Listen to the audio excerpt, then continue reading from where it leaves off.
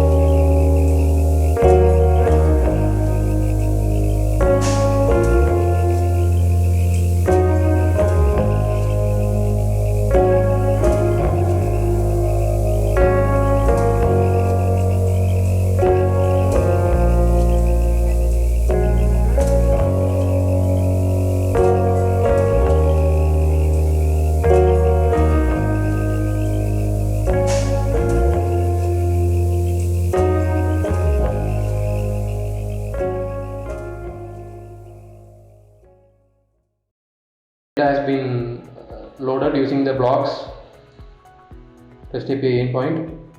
Inside the batches, you can see inside the blocks you can see the batches. Inside the batches you can see the transactions.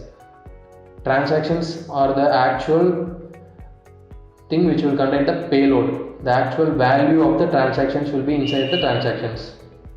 It will be the key. It will have the key of payload. Thank you for watching our tutorial. Have a good day.